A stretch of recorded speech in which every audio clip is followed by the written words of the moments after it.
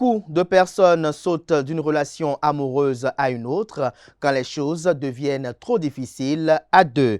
Lorsqu'une ampoule ne fonctionne plus, ce n'est pas la maison qu'il faut changer, mais plutôt l'ampoule en question. Sachez faire la différence entre une relation toxique et des problèmes de couple à résoudre ensemble. Certaines personnes oublient que les relations durables viennent avec des journées ennuyeuses, des disputes, des jours où l'on parle à peine et surtout le pardon mutuel. Il faut apprendre à faire des sacrifices, des concessions conséquentes pour qu'une relation, qu'elle soit amicale ou amoureuse, fonctionne. Bonjour à toutes et à tous, bon réveil matinal, bienvenue sur Free Matin. Ce rendez-vous matinal d'information, d'analyse et de divertissement sur ESAE TV à suivre d'un instant à l'autre la une des journaux afin de vous imprégner des différents sujets qui constituent l'actualité au Bénin au petit matin de ce 10 septembre 2024. Notez d'entrée de jeu qu'au sommaire de l'actualité, on note quelques rapports de la visite de l'ancien président Nicéphore Dieudonné Soglo à la zone industrielle de Glodjigbe. On note également l'ouverture de la session extraordinaire au niveau du Parlement. Vous avez également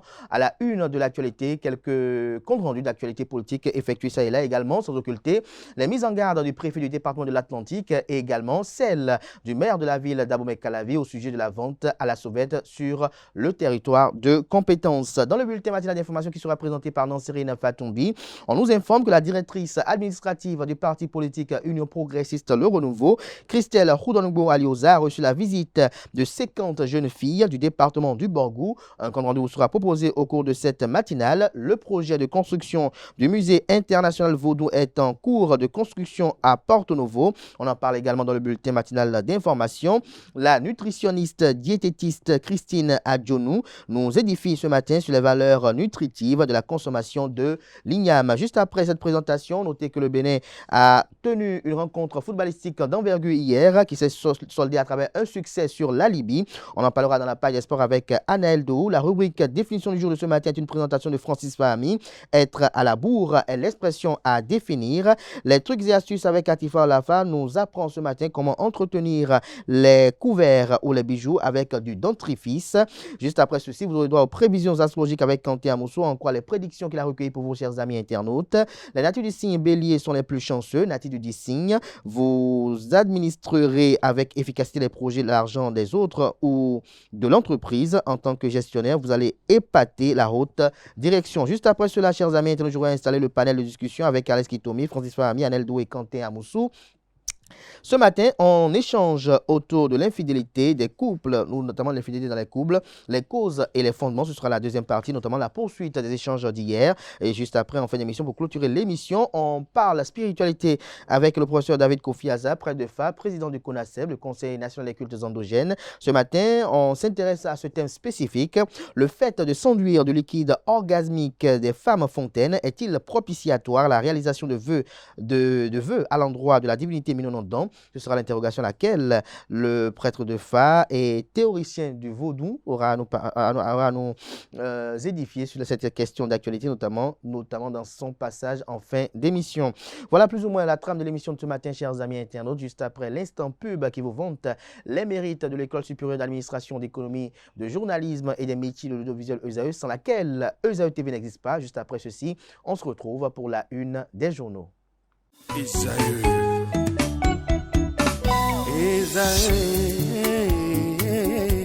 Vous recherchez une école de référence pour une double formation universitaire et professionnelle de qualité? Voici l'opportunité à ne pas rater. L'École supérieure d'administration, d'économie, de journalisme et des métiers de l'audiovisuel ESAE vous offre des programmes d'enseignement en licence et en master orientés vers l'emploi qui font d'elle une référence à travers les filières de l'administration générale et territoriale, l'administration du travail et de la sécurité sociale, droit, diplomatie et relations internationales, administration hospitalière, universitaire et intendance, journalisme et métiers de l'audiovisuel et toutes les filières des sciences de gestion. Une seule adresse, www.esae.bj.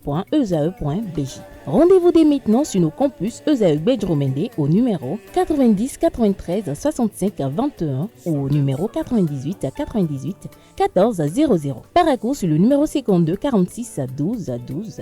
Abomey-Calavi au numéro 52 88 44 44. Akpata au numéro 52 88 33 33. ESAE, l'excellence à un nom.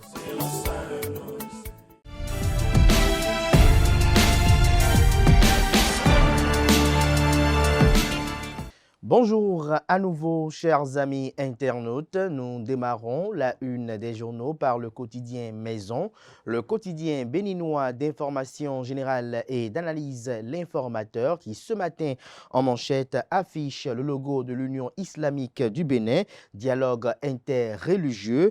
Les vraies raisons du retrait de l'UIB, le Canada nous apprend qu'au-delà des motifs de convenance, de vocation et de principe, il y a bien d'autres raisons qui expliquent le retrait de l'Union islamique du Bénin du dialogue interreligieux et l'amène à se concentrer sur sa mission et ses activités spécifiques. Retrouvez les dites raisons évoquées par la rédaction à la page 3 de sa livraison de ce matin. On peut lire également à la une du quotidien béninois d'information générale et d'analyse, autonomisation financière des femmes de la ville de Cotonou.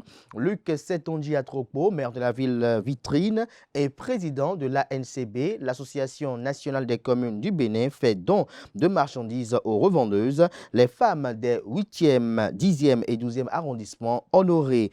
Occupation illégale de l'emprise de la route des pêches. José Didier Tonato menace des représailles en vue, nous annonce l'informateur. À l'oreille droite, le titre Journal École pour convier les fidèles lecteurs à découvrir dans les colonnes de sa parution les productions journalistiques des étudiants en formation sur les différents campus de l'ESAE, l'école supérieure d'administration, d'économie, de journalisme et des métiers de l'audiovisuel qui a ses campus dans les villes de Cotonou, d'Abomey-Calavi et de Parakou. Le quotidien national d'information sur matin manchette s'intéresse aux visites de la zone industrielle de Glodjigbe. Le Canard rapporte les confidences de l'ancien président Nicéphore Dudré Soglo après sa visite. Des détails en page 5. Code électoral des acteurs édifiés sur les innovations, nous apprend la une du journal du Canard. Assemblée nationale, la troisième session extraordinaire ouverte, les dossiers vidés demain. Fraternité à présent, mortalité néonatale en Afrique subsaharienne, les vagues de chaleur augmentent le risque. Retrouvez les motivations, les fondements de ce titre en manchette à la page 3 de la parution de ce matin du journal qui s'intéresse aux éliminatoires Cannes 2025 Bénin 2, Libye 1. Les guépards remettent les pendules à l'heure, estime le journal. Troisième session extraordinaire de l'Assemblée nationale. Les travaux continuent le jeudi prochain. Le matinal à présent, désignation des membres du Conseil économique et social. 20 députés sollicitent un examen en procédure d'urgence. Le Canada nous apprend et écrit noir sur blanc que la désignation des représentants de l'Assemblée nationale au sein du Conseil économique et social, nouvelle monture, se fera en procédure d'urgence. C'est l'une des conclusions de la troisième session extraordinaire de l'année 2024, ouverte hier par le président de l'Assemblée nationale, Louis Gbéounou. Voilà, vous nous retrouvez d'amples précisions, notamment sur le nombre de députés qui étaient présents hier à l'hémicycle, à la page 9 de la page du matin du Canada, qui nous informe au sujet d'un enlèvement d'un mineur de 13 ans à Saint-Mekpoudji. Le ravisseur aux mains de la police républicaine, se réjouit le confrère. Matin libre à présent, présidentielle de 2026. Pourquoi Patrice Talon ne choisira pas un inconnu? Retrouvez des précisions à la page 3. On lit également à la une de Matin libre de ce matin, Assemblée nationale. Troisième session extraordinaire, 3 points inscrits à l'ordre du jour. Le Canada vous rappelle les 3 points inscrits à l'ordre du jour, à l'ordre de cette session extraordinaire. Le Béninois libère ce matin manchette, fête de la Gani, tension entre la Cour royale de Djougou et la Cour impériale de Niki, incident clos. Les explications de l'honorable Malik Seibou Gomina vous sont rapportées dans les colonnes de la livraison de ce matin du Canard. Le potentiel à présent, agence béninoise d'électrification rurale et de maîtrise d'énergie à Berme, 28 agents licenciés, des droits non payés, la liquidatrice critiquée, ces agents conventionnés vivent la galère du siècle alors que l'avis technique est favorable au paiement des indemnités. Désignée comme la cause des malheurs, la liquidatrice fait obstruction au droit à l'information en restant muette aux questions de le potentiel. Les certificats de travail difficilement délivrés aux victimes de licenciement. Retrouvez des détails à la page 3 de la livraison de ce matin du journal qui propose également comme titre ce matin à ses fidèles lecteurs Coopération entre la commune de Dogbo et la ville de Roeselare en Belgique. Le maire de Dogbo assure la santé aux populations du Koufo. La deuxième édition de la mission médicale foraine va du 2 au 13 septembre 2024. Un collège de médecins belges et béninois prend en charge les pathologies dentaires, oculaires et celles courantes. Le révélateur du jour ce matin, Sénat, Commission électorale nationale autonome, cadre technique et député en atelier d'appropriation du nouveau code électoral. Construction illégale sur la route des pêches, les mises en garde de José Didier Tonato, ministre du cadre de vie et des transports. On découvre à présent la une de Info Matin, sécurité routière dans le département de l'Atlantique. Vendeur à la sauvette et conducteur de taxi-moto sur la Selette, Jean-Claude Kodia, autant pour moi Jean-Claude Kodia et Arwandinou, notamment Jean-Claude Kodia, qui est le préfet du département de l'Atlantique, et Arwandinou, qui est Angelo Arwandinou, qui est le maire de la ville d'Abomey-Calavi, mettent en garde, retrouver leurs différentes mises en garde dans les colonnes de la page ce matin du journal, qui informe également au sujet de la lutte contre les produits pharmaceutique contrefait. Le Canada évoque une saisine de 216 kg à Pomassé. Le quotidien La Nouvelle Tribune ce matin, troisième session extraordinaire à l'Assemblée nationale du Bénin.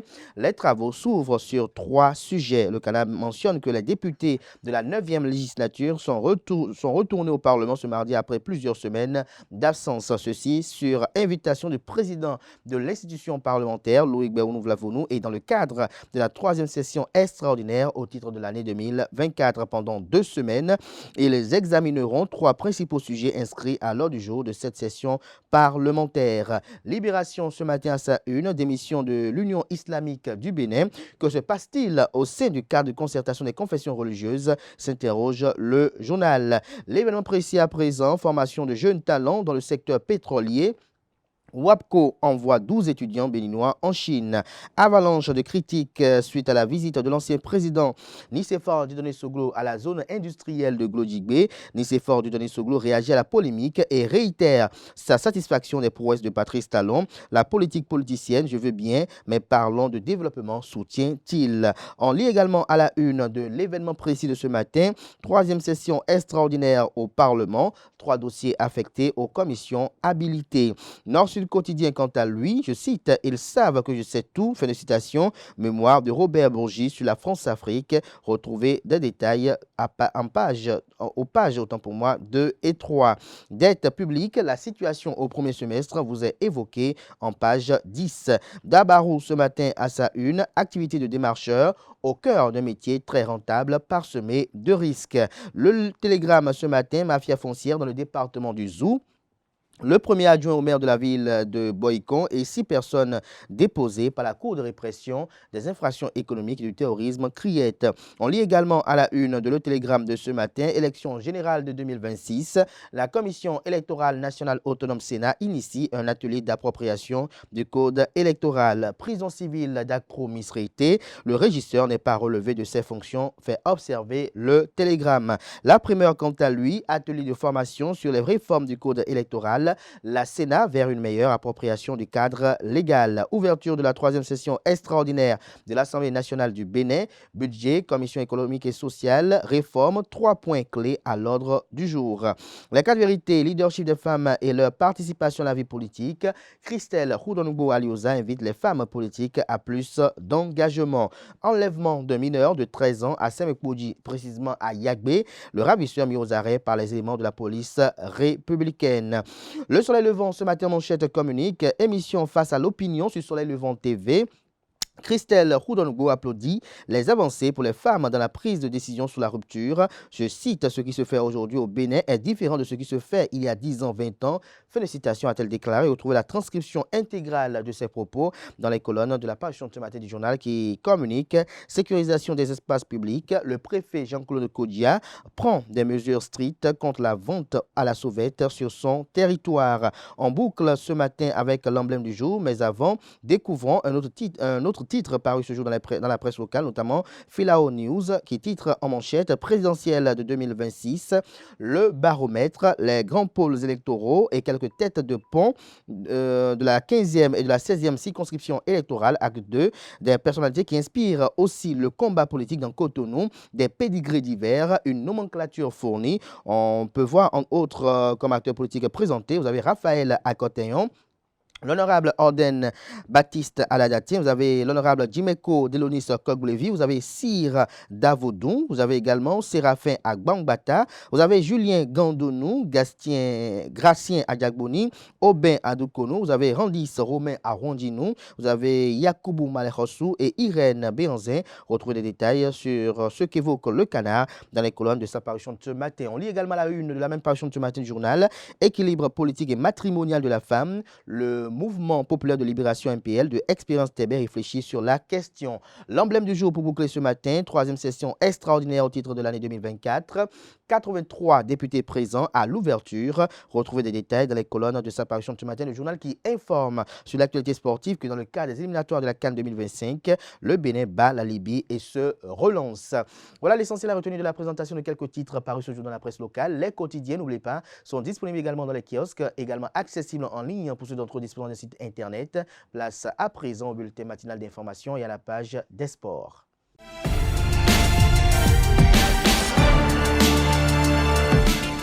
Le bulletin matinal d'information avec vous, Nasrine Fatoumi. Bonjour. Bonjour. Merci d'être là. Bonjour à Wanel Dou. Bonjour à Nasrine Fatoumi, on démarre le bulletin matinal d'information avec la directrice administrative du parti politique Union Progressiste Le Renouveau, Christelle Houdonoubo-Alioza, qui a reçu la visite de 50 jeunes filles du département du Borgou. C'est bien cela, amis internautes. Bonjour, 50 jeunes filles du département du Borgou ont rendu visite à la directrice administrative du parti politique Union Progressiste Le Renouveau, Christelle Houdonoubo-Alioza. C'était dans le cadre de la tournée de l'excellence jeune fille d'aujourd'hui, grande dame de demain. Le reportage avec Anaël Do.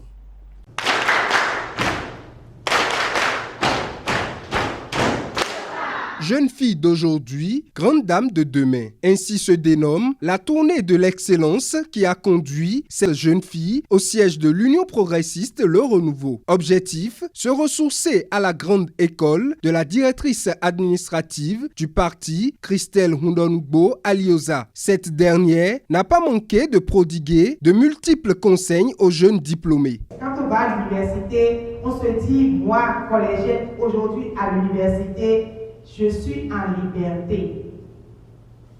Dans certaines universités, vous n'aurez pas vos parents avec vous. Cela suppose que vous commencez pas à prendre la responsabilité.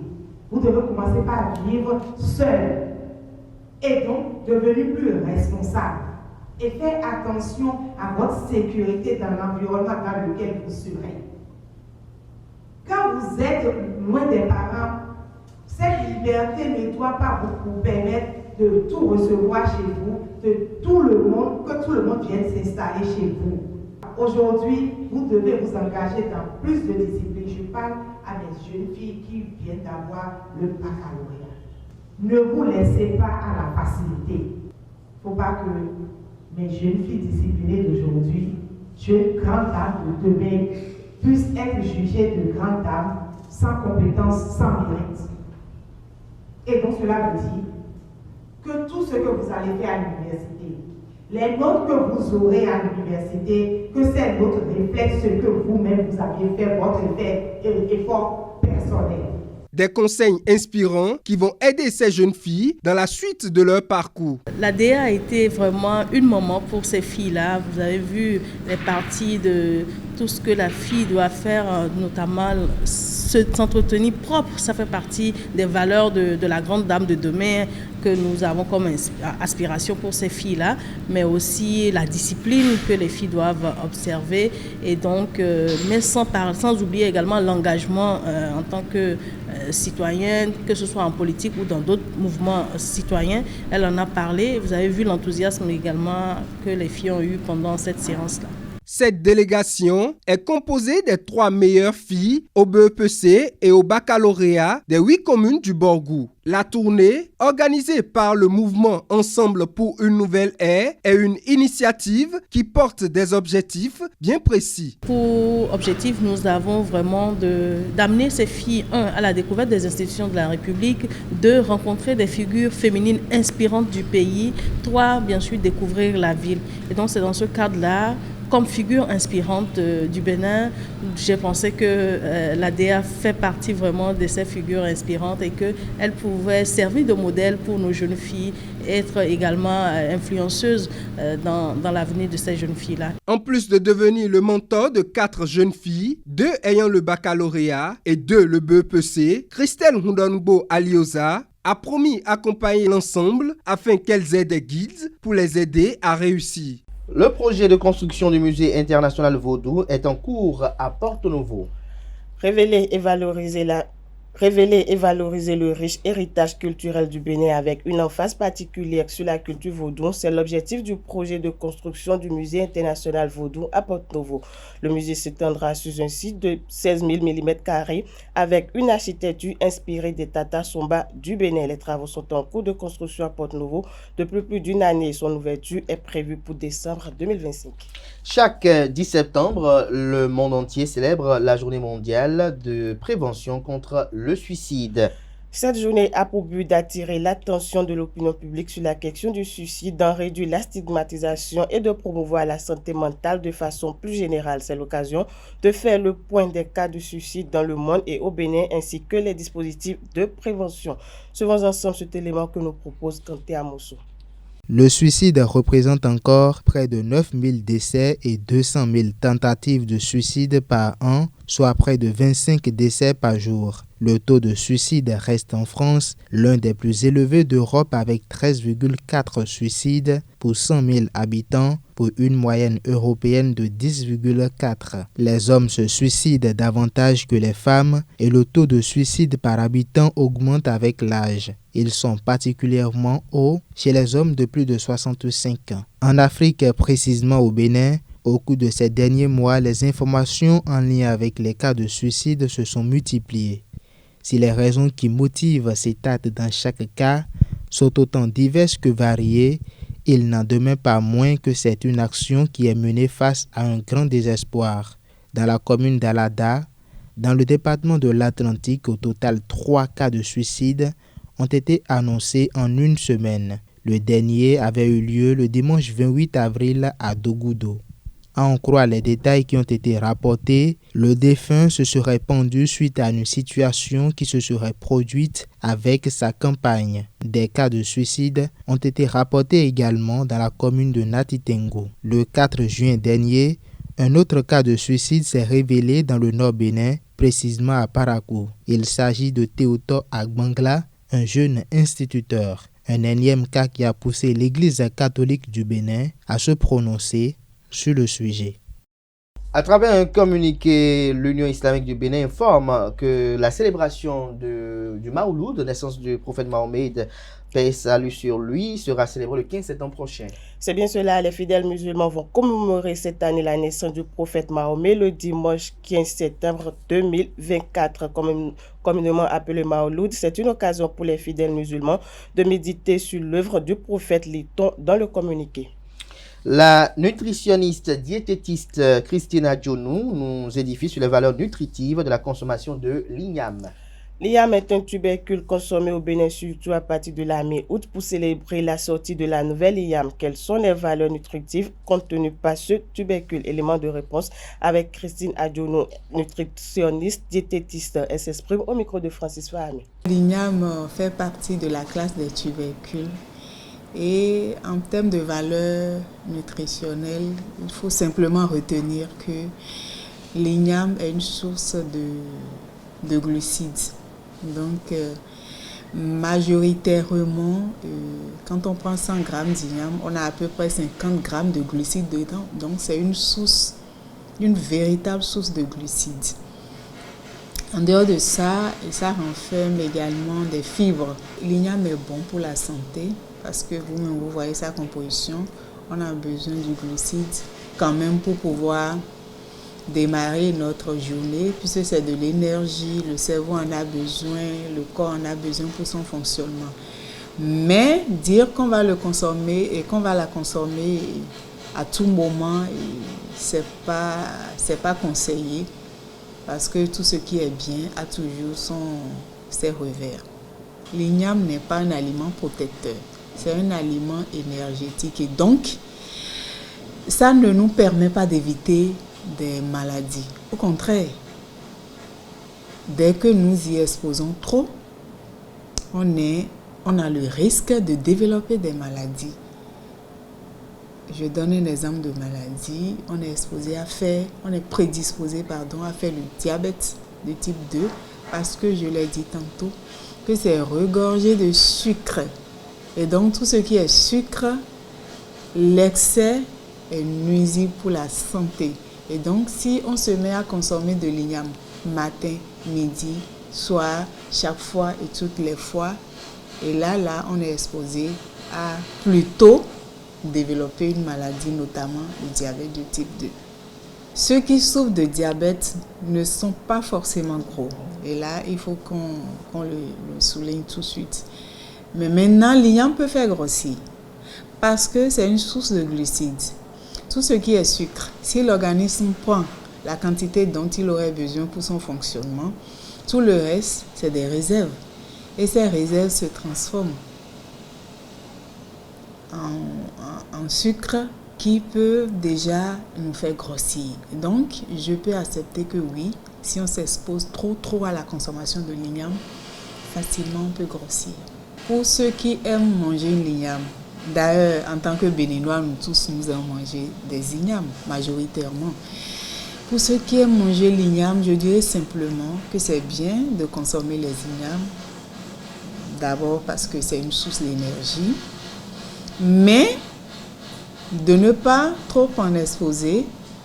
En dehors de ça, de toujours accompagner l'igname avec d'autres nutriments, notamment tout ce qui est protéines et tout ce qui est vitamines et minéraux. Merci à vous, Nasrine Fatoumi, pour cette présentation du bulletin matinal d'information. Restez avec moi, on passe à présent à la page des sports. La page des sports, Naël Dou, bonjour à nouveau. Bonjour. Le Bénin fait tomber la Libye. Effectivement, au terme d'un match haletant au stade Félix Houphouët-Boigny d'Abidjan, les Guépards du Bénin ont signé une précieuse victoire contre les cavaliers de la Méditerranée de la Libye lors de la deuxième journée des éliminatoires de la CAN 2025. Pourtant, tout avait mal commencé pour les hommes de Gernot Rohr qui ont concédé un penalty dès les premières minutes de jeu, permettant plutôt à la Libye de prendre l'avantage sur un score d'1-0 malgré une nette domination avec 70% des possessions et 6 corners à 0 en première période. Les Béninois se sont retrouvés et ont mené à la pause de retour de la pelouse. Les Guépards ont immédiatement réagi avec une égalisation signée Steve Mounier et l'avantage a été pris par la suite grâce au penalty transformé par Junior Olaïtan. Le Bénin passe à la deuxième place du groupe D. Avec cette victoire, le Bénin se hisse désormais à la deuxième place du groupe D, juste derrière le Nigeria. Ce succès relance pleinement les Guépards dans la course à la qualification à la Coupe d'Afrique des Nations Maroc 2025.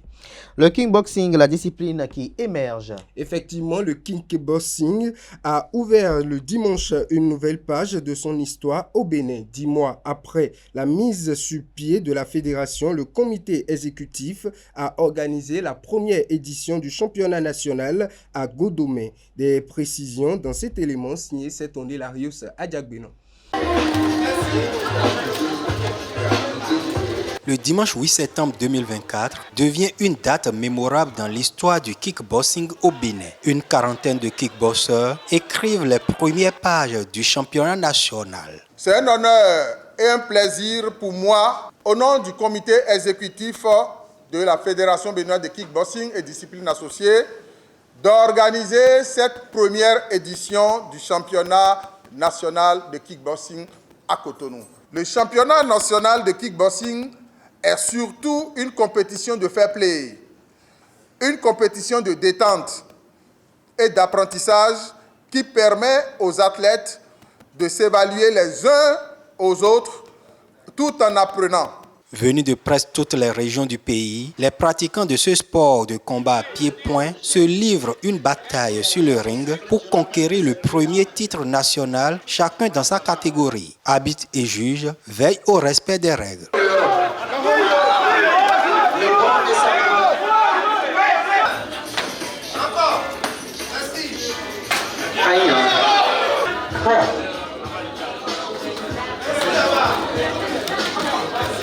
C'est entre Amos et Chancel.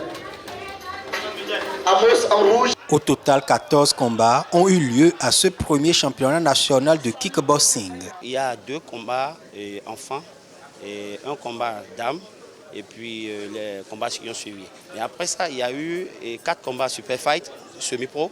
Le niveau n'est pas si mal. Je préfère les exhorter au travail. Un premier championnat et un tel niveau, ça peut aller. Avec l'organisation de la première édition du championnat, une nouvelle ère s'ouvre pour le kickboxing au Bénin, 15 ans après son introduction. On attendait ça depuis, il y a eu nos prédécesseurs qui n'ont pas eu cette chance d'avoir le président Soglo surtout, qui met corps et âme tous ses efforts pour qu'on puisse avoir le minimum, le strict minimum, et les équipements et les entraînements qu'il faut. Et je le remercie spécialement pour tout ce qu'il fait pour le Bénin spécialement et le kickboxing béninois. Le kickboxing, c'est un joli sport. Oui, c'est un joli sport. C'est un bon sport, en fait. À part les coups de poing, on utilise aussi les coups de pied. Joliane Ahwasso, Arnold Nwati, Paul Kwasi, Alphonse Sofonou, tous les combattants vainqueurs ou non, et l'ensemble du staff dirigeant de kickboxing au Bénin entrent dans les annales du sport béninois. Mon ami Narcisse Justin Soglo, je peux vous dire que nous sommes fiers de vous et de votre équipe. C'est la première édition des championnats nationaux et je me réjouis que parmi les combattants, les compétiteurs, il y a aussi bien des jeunes garçons que des jeunes filles. Vous êtes rentrés dans l'histoire. C'est pour ça que je souhaiterais que vous considérez cette journée comme une journée inoubliable. Le président Soglo et son comité se réjouissent du bon déroulement de la compétition. Le pari est gagné. On a mis le paquet pour que ce championnat-là reste, parce que c'est notre première édition. Il fallait vraiment que ça aille jusqu'à ce niveau-là pour que satisfaction soit totale. Moi, mon plus grand plaisir est que tout soit déroulé sans qu'il y ait de blessés. Pour un coup d'essai, c'est un coup de maître ce premier championnat national de kickboxing au Bénin. Les regards sont désormais tournés vers les joutes sous-régionales et continentales. En boucle avec la Fédération chinoise de football qui annonce l'exclusion à vie de 43 personnes. Effectivement, hier mardi, la Fédération chinoise de football a annoncé l'exclusion à vie de 43 personnes pour leur implication présumée dans des paris et des matchs truqués, parmi lesquels figurent 3 anciens internationaux chinois ainsi que des Sud-Coréens. L'annonce a été faite peu avant le match de qualification pour la Coupe du Monde 2026 entre la Chine et l'Arabie Saoudite. Merci à vous pour cette présentation du bulletin de la Page des Sports. Merci une fois encore à vous, Nasrine Fatoui, pour la présentation du bulletin matinal d'information. À présent, on appelle en plateau Francis Fahmy pour la définition du jour et Atifa Olafa pour les trucs et astuces.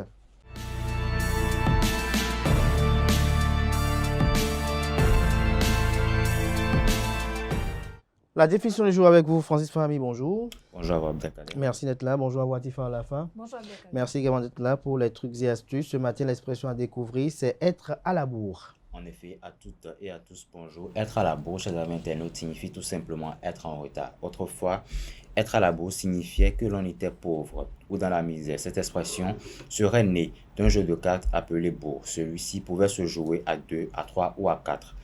Tous les joueurs misaient la même somme et le tout était ensuite partagé entre eux en fonction du nombre de plis que chacun avait levé. Lorsque l'un d'eux n'avait fait aucune levée, on disait alors qu'il était bourré. Au fil des manches, voilà, il était possible de ramasser un bon paquet d'argent, si bien que celui qui bourrait était celui qui avait perdu toute sa fortune ou qui avait pris du retard dans le nombre de plis amassés. Par extension, être à la bourre est entré dans le langage courant pour signifier qu'une personne est en retard. Chers amis internautes, c'est tout pour aujourd'hui. Merci et à la prochaine. Merci à vous, Francis Fahami. Vous restez avec moi. On retrouve Atifa Olafa pour les trucs et astuces.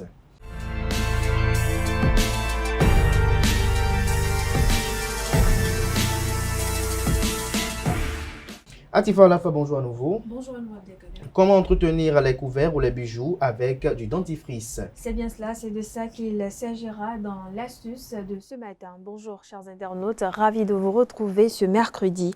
Au bout d'un certain temps, les couverts en argent perdent forcément de leurs éclats. Pour qu'ils retrouvent leur brillance comme à l'achat, vous pourriez vous servir du dentifrice. Pour ce faire, appliquez un peu de dentifrice puis frottez avec un chiffon propre. Rincez ensuite le tout et profitez de votre argenterie comme au premier jour. Pour les bijoux ternis, le processus reste le même, qu'il soit en argent ou en plaqué. Vous pouvez utiliser du dentifrice pour leur rendre une deuxième jeunesse. Un peu de dentifrice sur une brosse à dents souple et le tour est joué. Vous pourriez également maintenir l'éclat et la brillance de vos bijoux en vous servant de l'eau tiède avec très peu de savon et une brosse à dents à poil souple. Il est surtout recommandé de nettoyer ces bijoux dans un bol et non au-dessus de l'évier, dans un lavabo, encore moins à côté d'un trou. Vous pourriez ensuite rincer les bijoux sous l'eau courante et les sécher à l'aide d'un chiffon propre et souple. Petit conseil, enlevez vos bijoux avant de prendre un bain ou une douche. La vapeur de l'eau peut détériorer vos bijoux ou vos couverts. Évitez également de mettre vos bijoux en contact avec des produits chimiques tels que des détergents ou des cosmétiques. Voilà, chers internautes, c'est tout pour l'astuce du jour. Merci et à demain. Merci à vous, Atifa Olafa, pour cette présentation. À présent, on passe aux prévisions astrologiques avec Quentin Amoussou.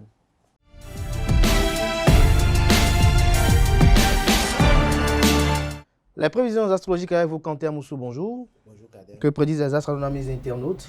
Bonjour, amis internautes. Bélier, vous administrerez avec efficacité les projets, l'argent des autres ou de l'entreprise. En tant que gestionnaire, vous allez épater la haute direction. Amis de signe Taureau, vous vous montrez audacieux, déterminé. Une réponse attendue depuis des lustres arrive enfin et elle donnera le coup d'envoi à un nouveau départ professionnel, artistique ou encore d'affaires. Quant à vous, Gémeaux, vous ferez passer vos idées avec un grand savoir-faire. Vos performances communicationnelles vous font rayonner sur plusieurs plateformes professionnelles. Amis du signe Cancer, un nouveau travail ou encore contrat de travail se pointera le bout du nez.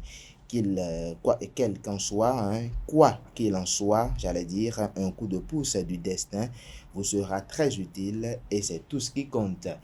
Lion, à présent, vous avez peut-être refusé une offre de travail parce que vous préférez vous consacrer à un autre projet plus personnel. Une contre-offre pourrait vous faire changer d'avis. Qu'est-ce qu'il faut dire du salaire offert parce que ça pourrait être encore plus intéressant. Vierge, vous ne voulez pas simplement faire partie de la parade. Vous mettez tout en œuvre pour participer et vous impliquer pleinement dans un projet. Amis du signe Balance, vous vous appliquerez à développer des techniques de travail ou encore une façon d'aller chercher des clients qui feront parler d'envie bien vos collègues.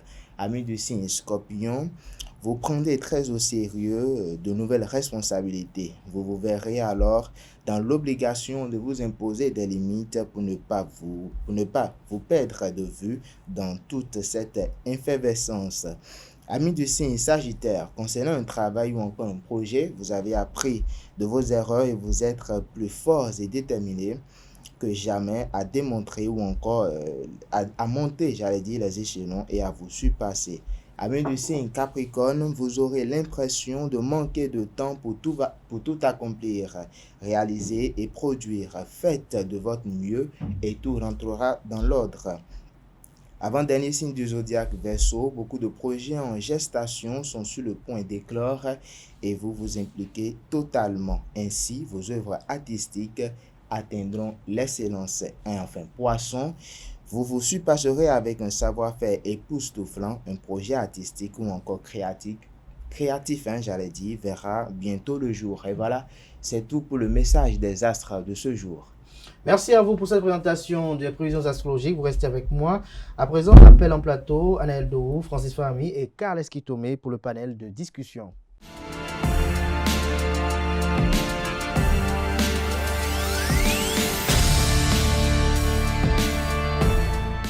Le panel de discussion, Carl Esquitomé, bonjour. Bonjour, Abdelkader. Merci d'être là. Bonjour à nouveau à Francis Fahmi, Anaël Dourou et Kanté Amousso. Bonjour. Alors ce matin, on échange autour des causes et fondements de l'infidélité dans les couples. Dommage, il n'y a pas de femme ce matin avec nous pour en reparler. Dommage, bien évidemment. Carl Esquitomé, dites-nous, selon vous, l'infidélité, c'est quoi? Comment cela se manifeste et à quel moment on peut parler d'infidélité? Merci. Bon, je dirais que l'infidélité est quand même, je vais dire, est inhérente à toute relation sincère.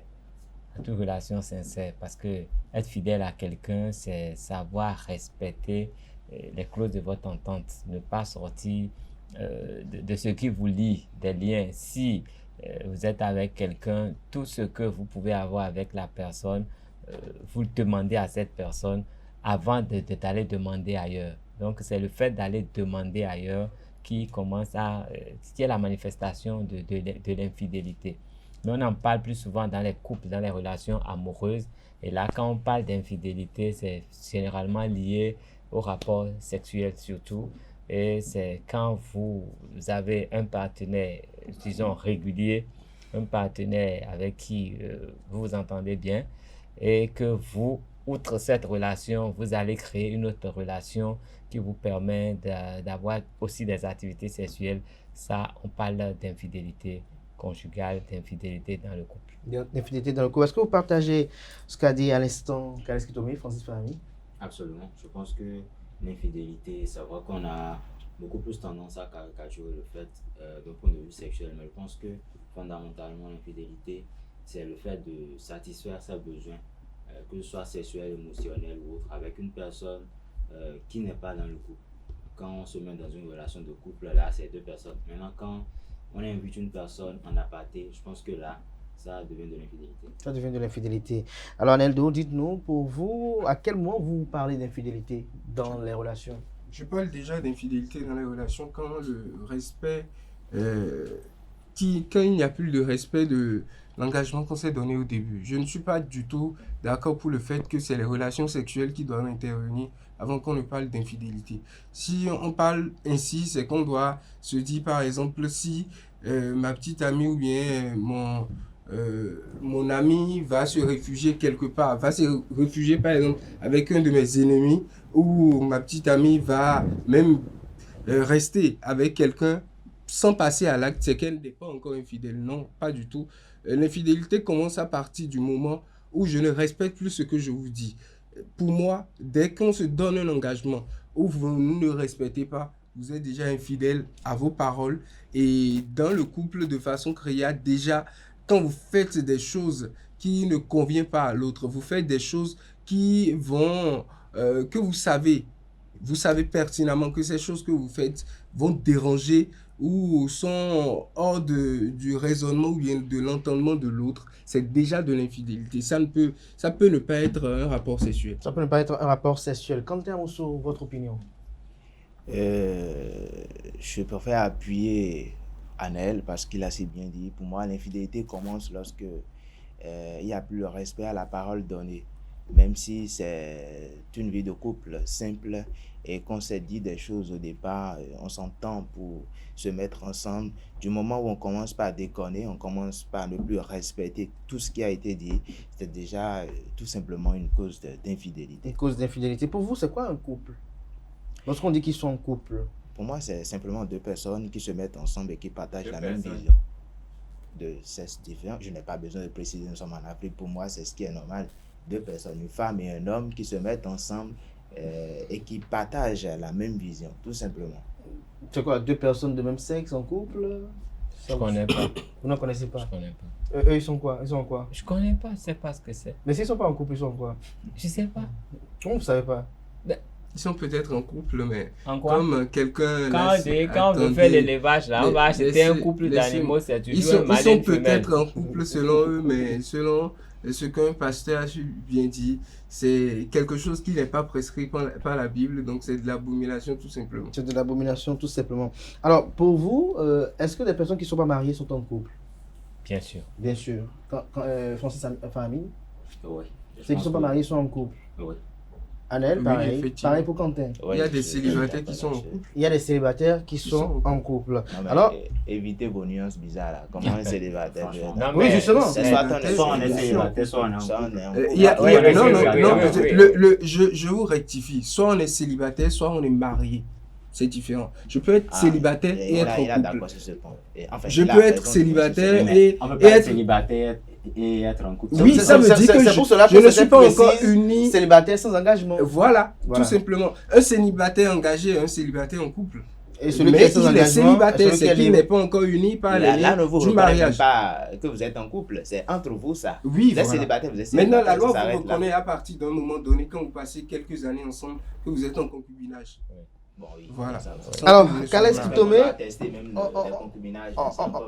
on s'intéresse aux causes et aux fondements de l'infidélité. Pour vous, qu'est-ce qui occasionne ou engendre l'infidélité?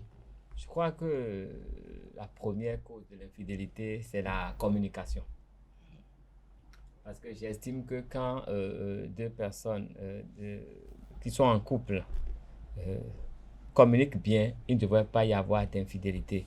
S'ils sont sincères l'un envers l'autre et que la communication parle, on ne pourrait jamais parler d'infidélité. Parce que dans un ménage, dans un couple, il y a forcément des moments de difficulté. Il y a forcément des problèmes qui surviennent. Et si on s'entend pour régler ces problèmes, je crois qu'il ne risque pas d'y avoir infidélité.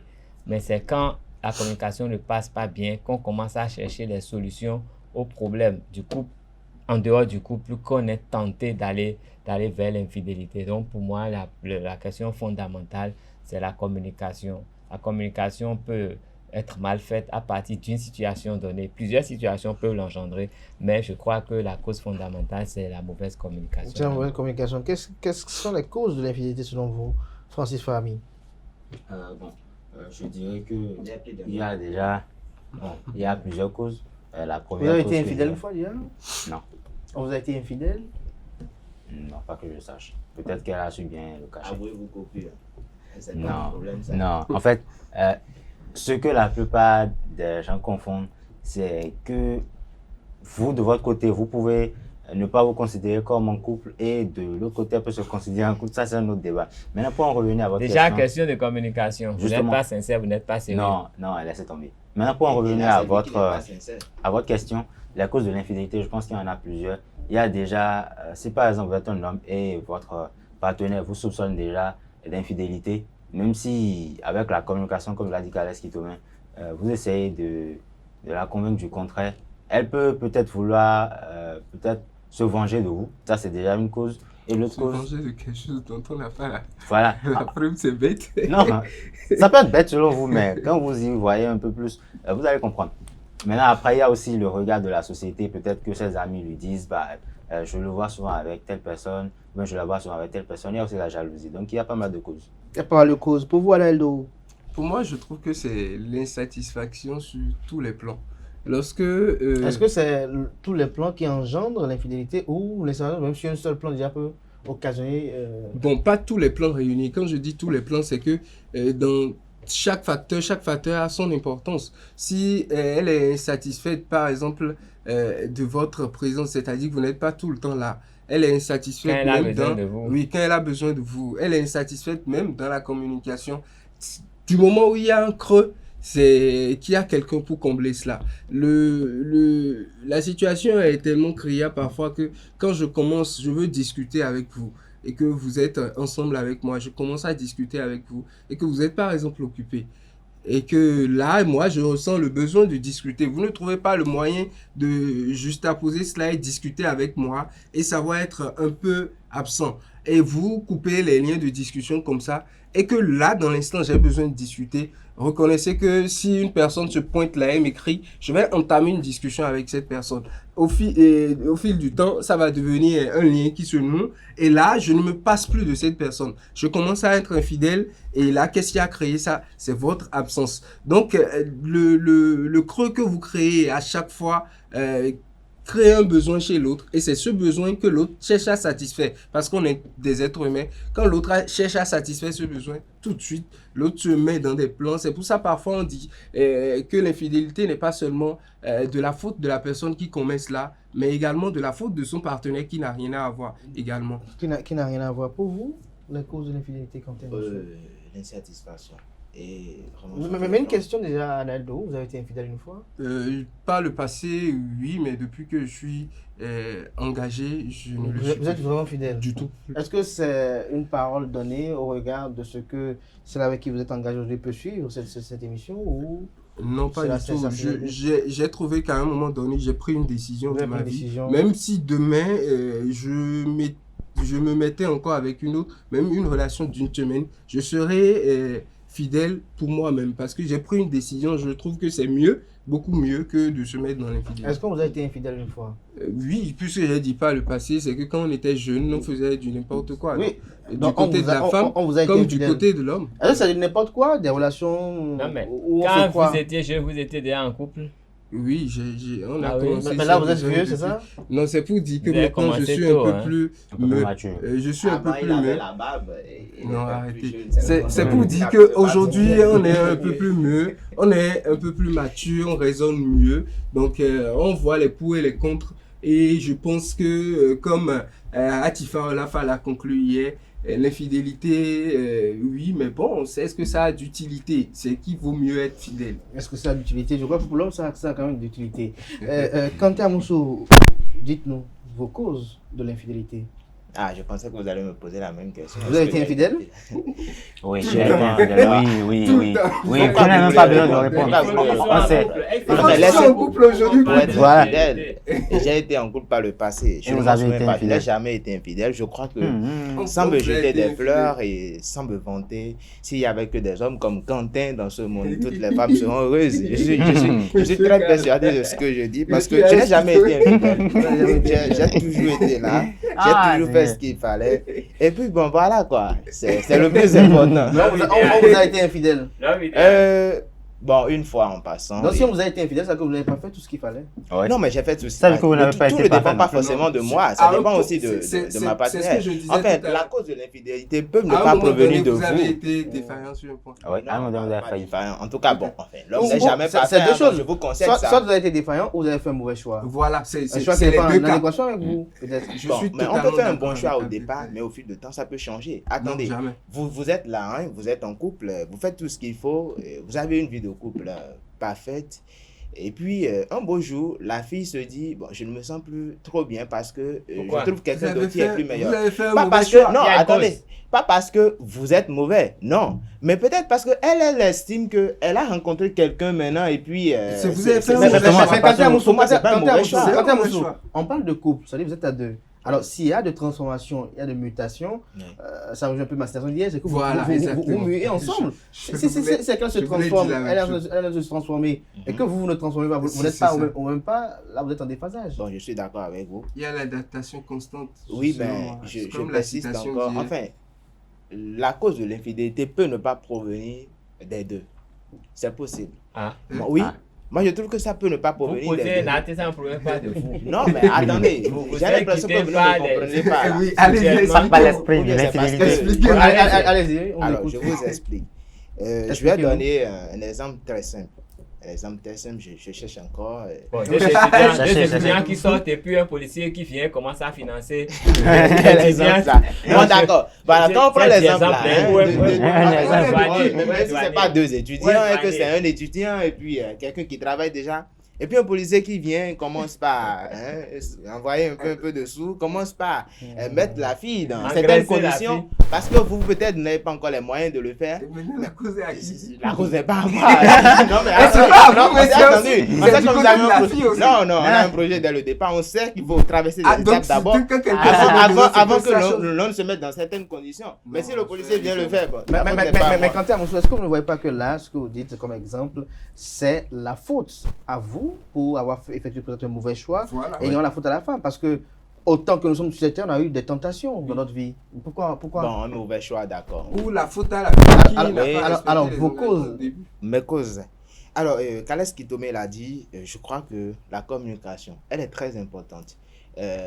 Nous sommes journalistes. La bonne communication surtout. La bonne communication. Parce que vous pouvez échanger avec quelqu'un qui ne sera pas réceptif. Voilà, je donne un exemple. Nous sommes journalistes, nous venons au boulot peut-être à 6 h, on rentre à 23 h. Et si cela se répète à chaque fois, c'est normal, c'est tout à fait normal que votre femme ou encore votre partenaire vous soupçonne d'infidélité. Parce que vous sortez très tôt le matin, vous revenez tardivement le soir. Et là encore, l'infidélité, vous n'êtes pas là aussi. Voilà, vous n'êtes pas là. La nature a horreur du vide. Oui, mais d'abord, pour elle, c'est que c'est l'infidélité d'abord. C'est la première des choses qu'elle met en avant parce que pour elle, c'est qu'elle estime peut-être que vous devez rentrer un peu plus tôt pour passer du temps avec elle. Maintenant, c'est d'où l'importance de la bonne communication parce que si vous ne la rassurez pas, vous ne lui faites pas comprendre les choses comme il le faut, vous ne l'amenez pas à vivre un peu ce que vous vivez, elle va rester dans son cocon, elle va dire, bon, enfin, il n'est pas là, et j'en parle, il ne veut même pas me convaincre, donc du coup, c'est déjà une première cause d'infidélité. Et la bonne communication, surtout parce que il peut y avoir une situation où vous retrouvez tout de suite là, votre femme ou encore votre partenaire avec un homme dans certaines postures. Vous tout de suite, vous l'avez vu, c'est vous qui l'aimez, c'est normal. Autant on aime, autant on châtie. Donc, tout de suite, là, vous commencez par faire des conclusions dans votre tête et puis, bon, voilà. Mais si elle arrive quand même à bien communiquer, si elle arrive quand même à bien vous convaincre, pas vous convaincre du contraire, parce que c'est un fait. Nous sommes d'accord là-dessus. Mais il n'y a rien entre nous, c'est juste un ami et tout.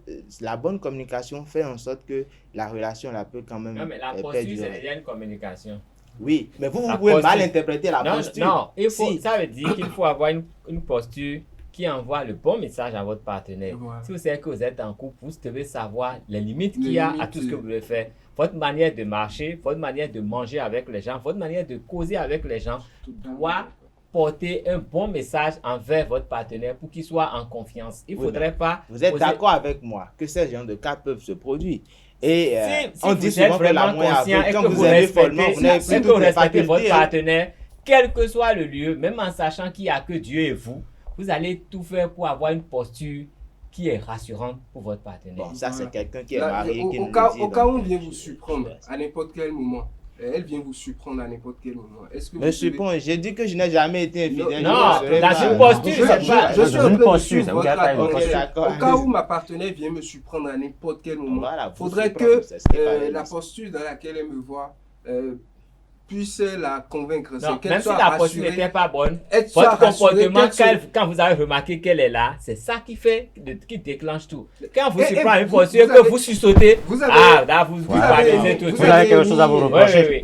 Quand vous commencez à faire une mine de je ne sais quoi là, votre mine dit déjà tout. Mais si vous restez serein, malgré que vous êtes dans cette posture, vous rectifiez ce qui a rectifié, vous restez serein et vous communiquez. Votre corps communique comme il faut et que vous-même, les mots, les paroles que vous sortez portent le bon message, il n'y aurait pas de conflit. Mais quand votre corps commence à trahir vos propos, tout de suite vous créez le conflit et vous ouvrez la porte. Vous avez dit quelque chose tout à l'heure, quand vous étiez en train de donner votre raison, entre un mari qui est journaliste par exemple, qui sort de la maison à 7 h et rentre parfois, vous avez dit 23 h, parfois dans notre métier, vous nous amenez à la maison parfois à 1 h du matin. Vous dormez dehors aussi.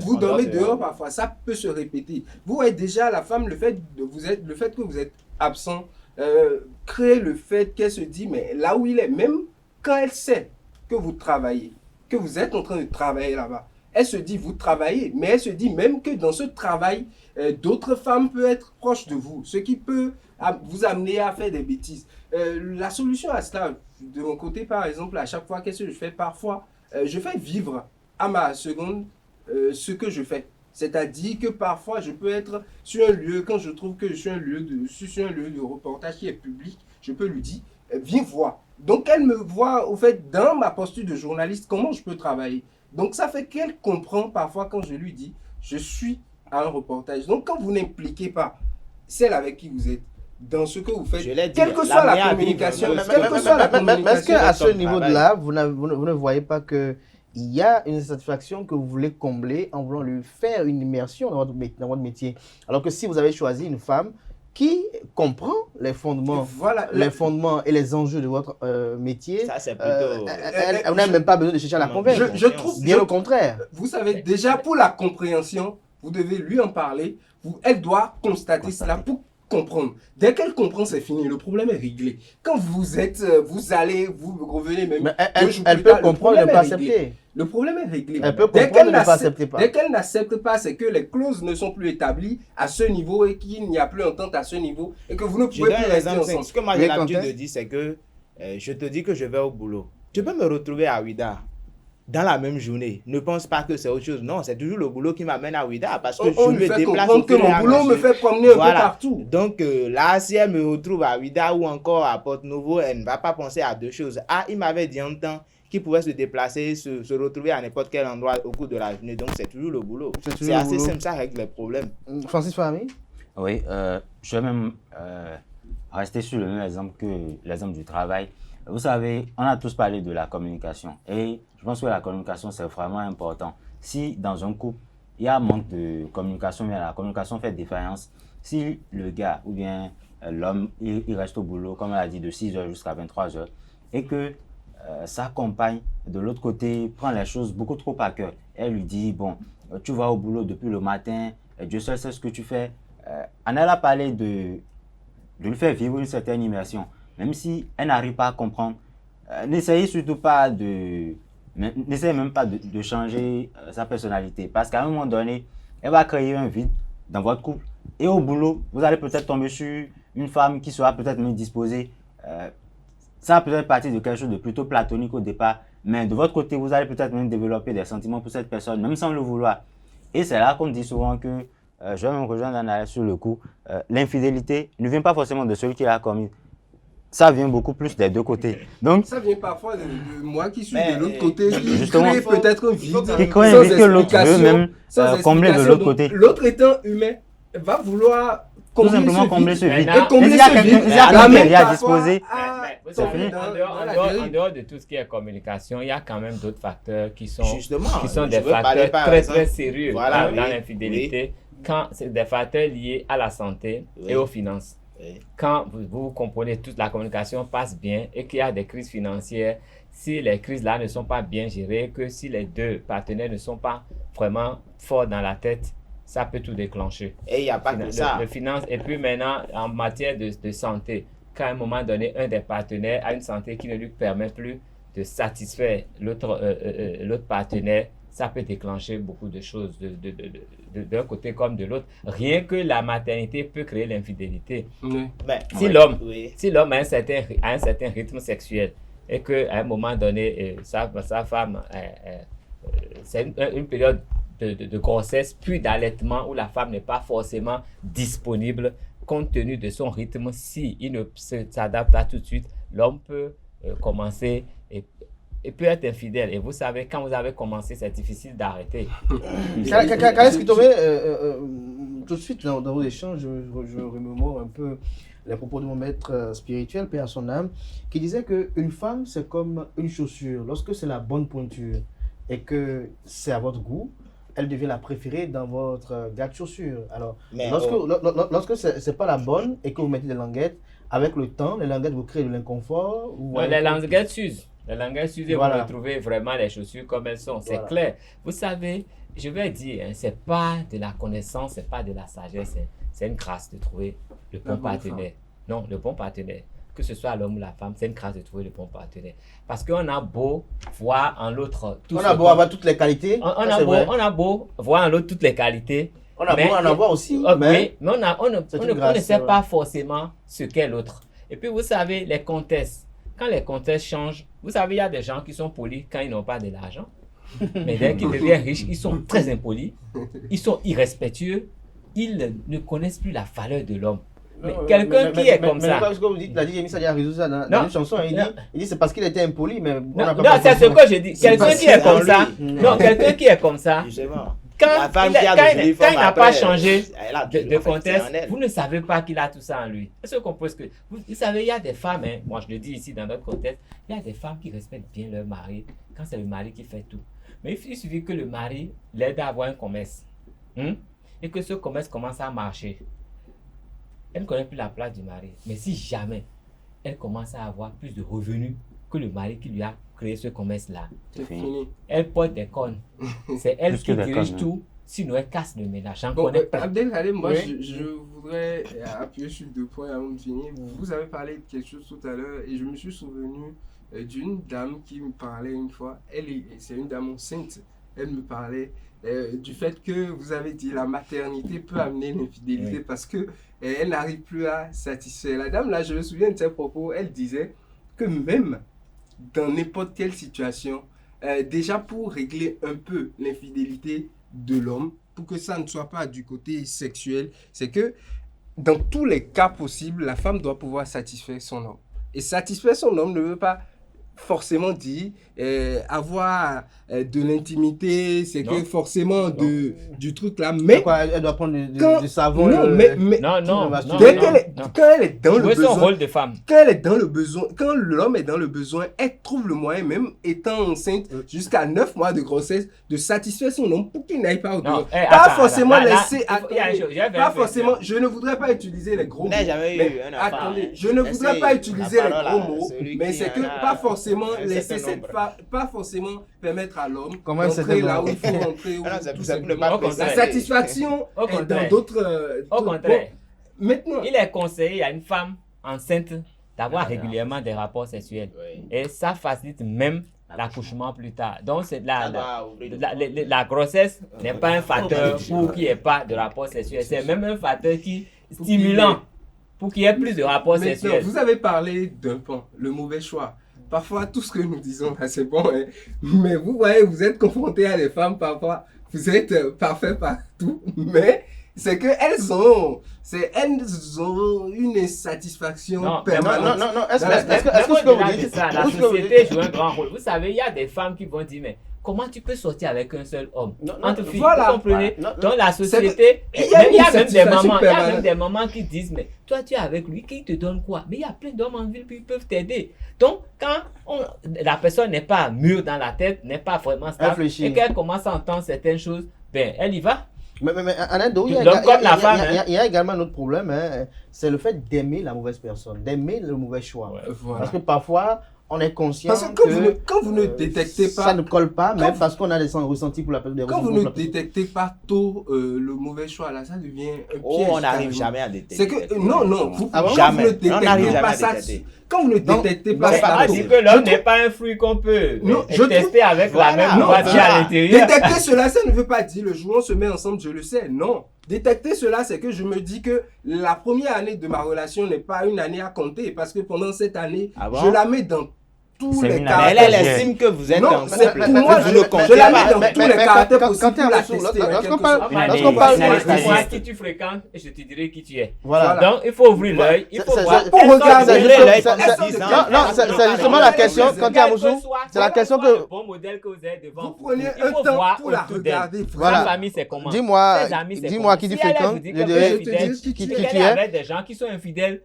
Vous savez que c'est alors, lorsqu'on observe, est-ce que c'est pas dû au fait à l'inattention que nous observons dans les rapports avec notre personnalité? C'est-à-dire, en dehors d'être emballé de sentiments, c'est que on ne tient compte que des relations que la personne entretient avec nous. On ne regarde pas en dehors de cela ce qu'elle fait avec les autres également pour pouvoir faire son portrait. Et bon, enfin, moi, dans mon cas personnellement, je pense que je suis, c'est pas que je me dis, mais on me le dit également, je suis beaucoup plus observateur. Donc, c'est pour dire que je suis d'accord avec vous, mais vous pouvez ouvrir les yeux autant que vous pouvez pendant un certain nombre d'années. Ça peut ne pas vous amener à détecter si elle est la bonne ou pas. C'est bien possible parce que ce n'est pas qu'en regardant, juste en observant, en regardant ses fréquentations, en faisant attention à ses faits et gestes que vous pouvez détecter si elle est bonne ou pas. Je connais quelqu'un. Vous pouvez détecter. Vous avez le bon modèle quand vous allez dans un bar, c'est elle qui boit 10 Guinness. Voilà. Non. Quand vous buvez 2 Coca. Il y a toujours des D'accord. Elle boit un Coca, mais sa copine qui vient tout le temps avec elle sort tout le temps boit 10 Guinness. Alors que dites-vous d'un monsieur qui s'est trouvé la bonne femme, d'accord? Et puis 2 ans après, la bonne femme.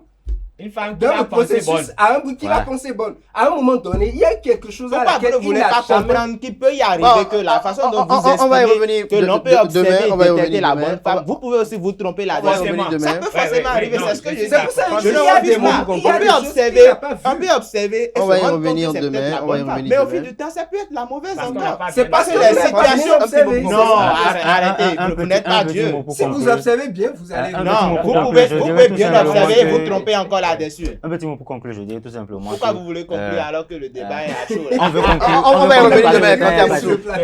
On y revient demain si vous êtes disponible. Non, si vous voulez, vous pouvez y rester. Non, pas que vous restez, vous continuez le débat. C'est tout bénéf. On va y revenir demain parce que le sujet est vraiment d'actualité. Pour conclure, je dirais tout simplement que c'est vrai. On ne finit jamais de connaître une personne. Elle a beau boire 10 Guinness aujourd'hui, demain. Elle peut revenir à prendre une. Voilà, elle peut revenir à prendre une. Voilà, et c'est peut-être le jour-là que vous venez au bar. Donc voilà.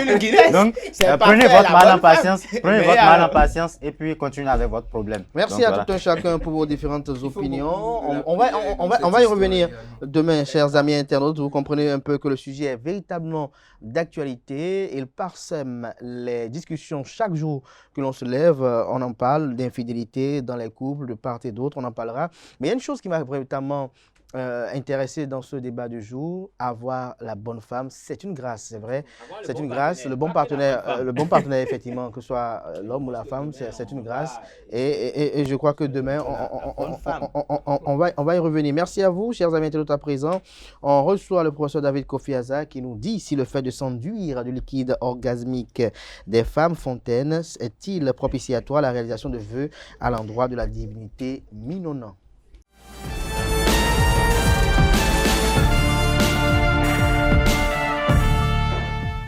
L'invité de ce matin avec le professeur David Kofi-Aza, bonjour. Bonjour. Je rappelle à nos amis internautes que vous êtes prêtre de FA, président du Conseil national des cultes endogènes, le CONACEF. Vous êtes également le grand maître de l'authentique universel hors de la Reine-Mère au Nord. Merci d'être là ce matin. Bonjour à nouveau à Tifa Olafa. Merci d'être revenu pour conduire avec moi cet entretien. Dans un premier temps, le professeur va nous dire quelques mots de ce qu'il pense des causes et fondements de l'infidélité. C'est bien ça? Tout à fait. Bonjour. Bonjour. Aujourd'hui, dans le thème de notre panel de discussion porte sur les fondements, sinon les causes de l'infidélité. D'entrée, dites-nous quelles sont les raisons qui peuvent amener l'un ou l'autre à commettre l'infidélité. Déjà, je vais souligner quelque chose. En Afrique, l'homme ne commet pas d'infidélité. Ça, c'est une hérésie sociale que nous avons importée de l'Occident. Mais lorsque vous parlez de l'homme, est-ce que c'est l'homme grand H, y compris la femme le garçon. Le garçon. Le garçon ne commet pas d'infidélité. Il n'y a pas d'infidélité du garçon dans la tradition en Afrique. Mais par contre, en Occident, oui. D'accord. En Occident, si un homme va ailleurs, c'est l'infidélité et ça peut être... Non, mais en Afrique, non. Nous avons hérité ça par le biais du mariage que nous célébrons, qui est un mariage purement maçonnique, que nous avons hérité, le mariage civil que nous faisons dans les mairies, c'est purement maçonnique. Mais la femme, oui, peut commettre l'adultère, l'infidélité au niveau du foyer. Mais la cause première, c'est le manque d'hygiène infantile. C'est-à-dire? C'est-à-dire que quand le bébé n'est pas bien lavé, la fille bébé n'est pas bien lavée, demain, elle est exposée à l'infidélité. Comment? Expliquez-nous ce mécanisme-là.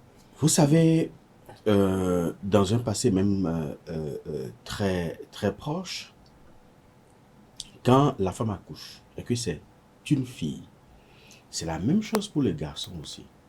Que c'est une fille, il y a des tisanes spécifiques qu'on prépare et durant le bain du bébé, on met cette tisane tiède dans le vagin de l'enfant.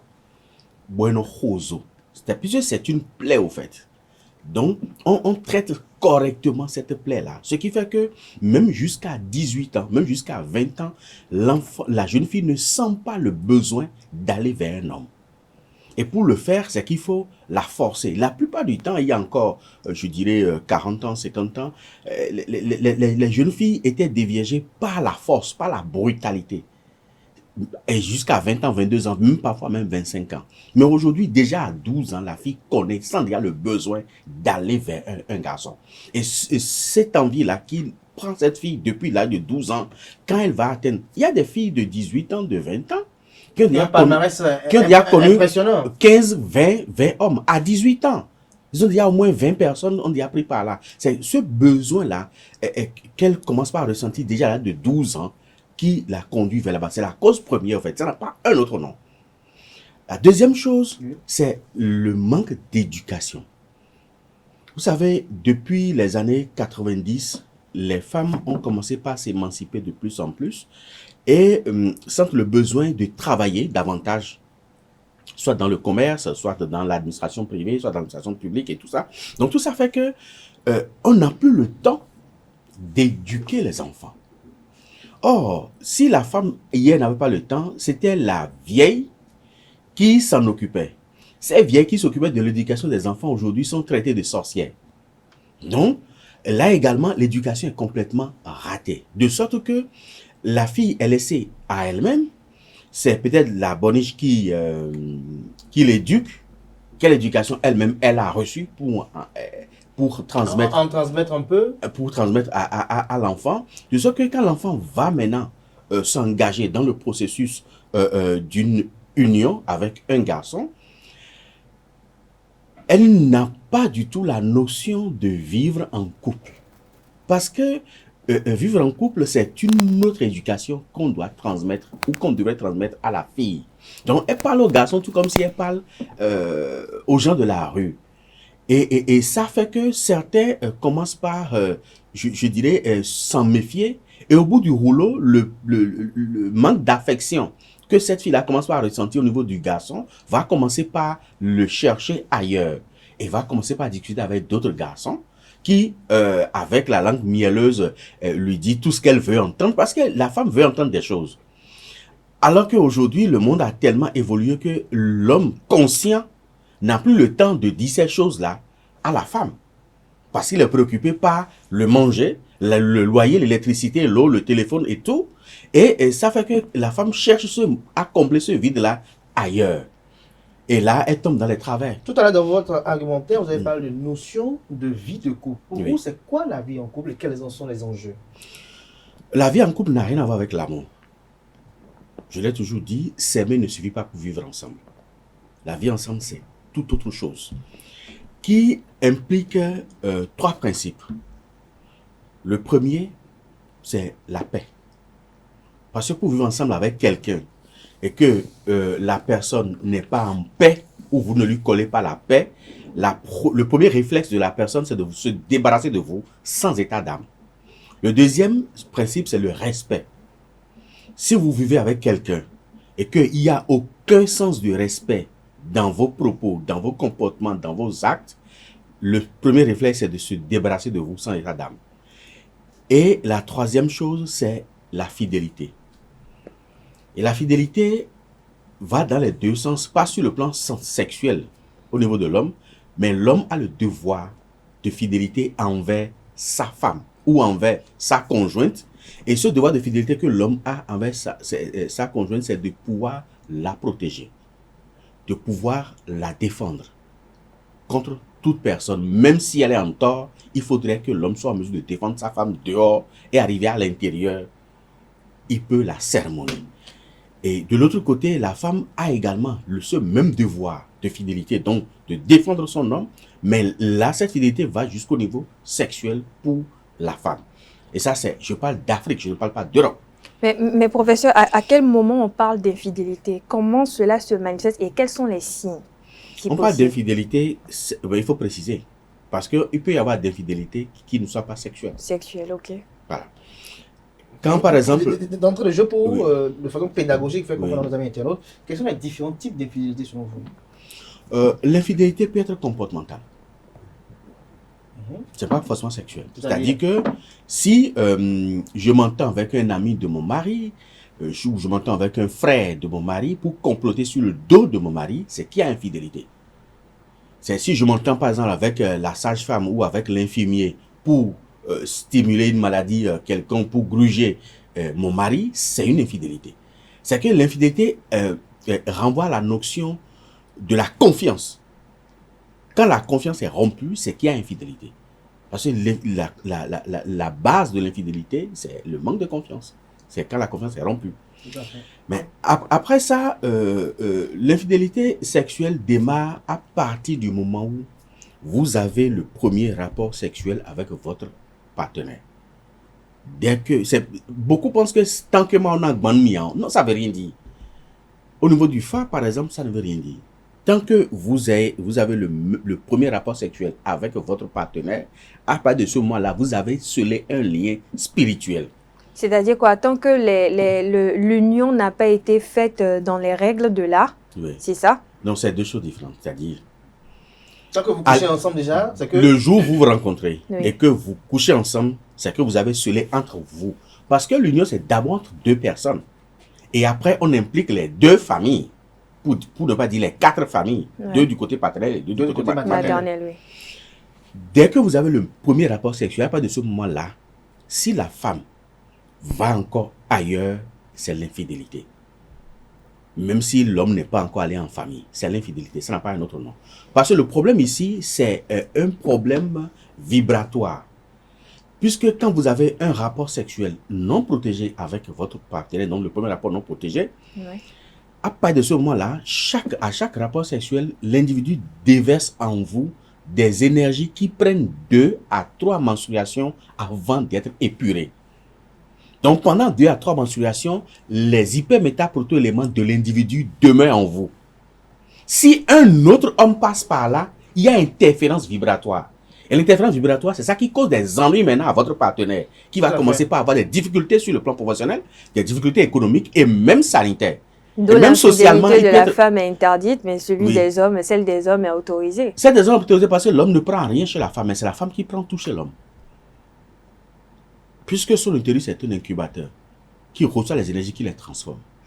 Et ces énergies qui sont reçues, qui sont transformées, ont une force, une puissance telle que si une autre énergie interfère dedans, ça produit des effets très nocifs pour la carapace occulte de l'homme et pour la vie de l'homme.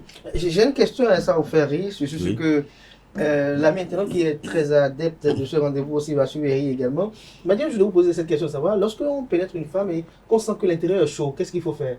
L'intérieur est souvent chaud, parce que la température qui est là est légèrement plus élevée que le corps. Mais si on en parle en termes en professionnel, tout n'est pas forcément chaud. À un moment donné, c'est trop chaud.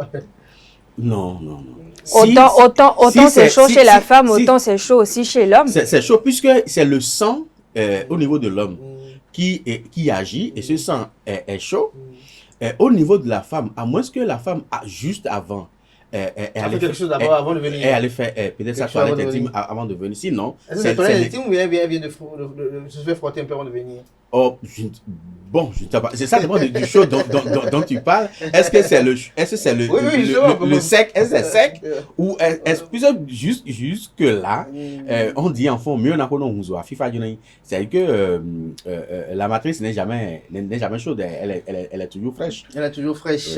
Je crois qu'on va rentrer dans le vif du sujet qui nous réunit ce matin, sinon on risque de passer tout le temps sur les causes de l'infidélité. Je crois que peut-être on va y revenir un de ces mercredis encore avec le professeur Aza, puisqu'il y a beaucoup de thématiques en lien avec l'infidélité. Vous avez parlé tout à l'heure même des causes. On va y revenir, mais aujourd'hui, on parle d'une thématique spéciale qui a été envoyée par un ami internaute qui est friand de ce programme télé sur ITV. Il dit: est-ce que le fait de s'enduire de liquide orgasmique des femmes fontaines est-il propitiatoire à la réalisation de vœux à l'endroit de la divinité Minona? Oui ou non? D'abord, yes or no question d'abord, avant qu'on commence avec les questions. Non. Non. Non. Ou bien c'est oui, mais... Ou bien Non, pas du tout. Ça n'a pas d'incidence forcée avec Minona. Mais c'est que ça a tout à y voir avec Minona. Ça a tout à y voir avec Minona, merci. Alors, vous avez dit notre internaute, le liquide orgasmique, c'est quoi? À vous de leur expliquer ça. Non, mais là, il y a deux choses. Il y a deux choses. Il y a le liquide séminal de la femme. Le liquide séminal de la femme, c'est le liquide qui permet de lubrifier le vagin. Ça, c'est autre chose. Mais il y a des femmes, quand elles atteignent l'orgasme, elles sortent un autre liquide, je dirais, qui n'est pas forcément prostatique, mais un liquide qui vient de leur vessie, qui n'est pas forcément de l'urine, mais qui n'est pas de l'eau propre non plus. Donc, c'est juste un mélange de l'eau avec d'urine qui sort soit à grand jet. À grand jet? Oui, parfois, chez des femmes. Comme Ça sort à grand jet. Et ça peut être projeté même jusqu'à 2 mètres. Hein. Voilà, qui sort avec grand jet. Mais pour d'autres, ça suinte. Ça sort légèrement. Mais on sent qu'il y a quelque chose qui sort. Donc, ça fait deux choses. Alors... que ça soit à grand jet, je suis curieux. Est-ce qu'il faut se cacher ou bien il faut recevoir la bénédicité de ce jet? Est-ce qu'il faut se cacher? Je ne pense pas. Est-ce qu'il faut recevoir ça sur son corps? Est-ce qu'il faut éviter lorsqu'on sait que sa partenaire a cela? Est-ce qu'il faut éviter? A priori, ce n'est pas nuisible. A priori, c'est pas nuisible. Non, a priori, c'est pas nuisible. Donc, on peut s'offrir sa pratique de le recevoir, ou bien sur la tête? Bon, il ne faut pas dire que c'est le professeur Azaki qui a dit ça, mais je dis que ce n'est pas nuisible parce que ce liquide a un rôle de purification. Ah. Oui, c'est un liquide purificateur. Les gens vont s'arroser bientôt, là. Est-ce que vous dites là? C'est personnel. La sexualité est personnelle. Non, mais c'est un liquide qui véhicule des vertus de purification. Et aussi d'expiation, mais également de conjuration. Donc, c'est pas que je le dis pour encourager à se baigner dans ça, pas forcément, mais quand ça vous touche, ça nettoie forcément des vibrations négatives dans votre aura, dans votre corps, dans votre esprit, dans votre âme. Ça, c'est clair. Mais les deux liquides ne jouent pas le même rôle. Le liquide séminal joue un autre rôle. Lequel? Oui. Le liquide séminal. Il lubrifie juste qui lubrifie juste le vagin, ça joue un autre rôle parce que ça a la même teneur vibratoire que le sperme de l'homme. Ce liquide-là. Or, vous savez que quand on veut faire des adjuvants, les adjuvants, c'est quand on piège l'énergie, je dirais, vitale sur une cola. Ça peut être Aroé, ça peut être Goro, Bissi ou Vi, tout ça. Donc, l'adjuvant, c'est lorsque nous piégeons le sang, ça peut être le sang d'un animal, le sang d'un pigeon, d'un mouton, tout ça. Quand on piège ça sur la cola. Or, le liquide séminal de la femme, comme le sperme de l'homme, véhicule à le niveau le plus élevé de l'énergie vibratoire. C'est-à-dire que le sperme est plus important et plus évolué que le sang. Donc, quand vous touchez avec votre langue le sperme d'un homme, c'est que vous avez croqué un adjuvant. C'est comme vous avez mis un pied sur la langue. Voilà, pour être plus terre à terre. Et quand la femme aussi touche, l'homme aussi touche le liquide séminal de la femme, en faisant le cunnilingus comme on le dit, c'est qu'il a croqué un adjuvant. Ça veut dire qu'il a mis un pied sur sa langue. L'inconvénient, c'est quoi? C'est que tout ce qui sort de votre bouche, quand c'est nuisible, ça va être réellement nuisible. C'est là où il y a le danger. Et quand c'est vraiment bon, c'est que ça peut être vraiment bon. Mais dans tous les cas, ça dépend de l'état d'âme, surtout de la femme. Si la femme est dans un état d'âme qui est regrettable, je dis regrettable parce que si elle est triste au moment où elle émettait ce liquide séminal-là, c'est que ce liquide séminal est chargé d'ions négatifs. Et à partir de ce moment-là, si vous lapez ça, quoi qu'en soit ce que vous allez dire, ça va être forcément négatif. Donc, mais quand elle est dans un état d'âme, il faut la rendre dans un état d'extase. D'extase, quand elle est heureuse et que vous touchez là, c'est que vous avez des ions qui sont très chargés positivement sur votre langue. Je vois déjà en dehors du plateau qui sont en train de sourire là parce que vous êtes en train de leur demander de faire certaines choses. Ah non, j'ai rien demandé. Vous n'avez rien demandé, professeur. Alors moi, je suis quand même curieuse de savoir comment la tradition explique le phénomène des femmes fontaines. La tradition n'explique aucun phénomène dans ce sens-là. Elle ne voit pas ça comme un phénomène.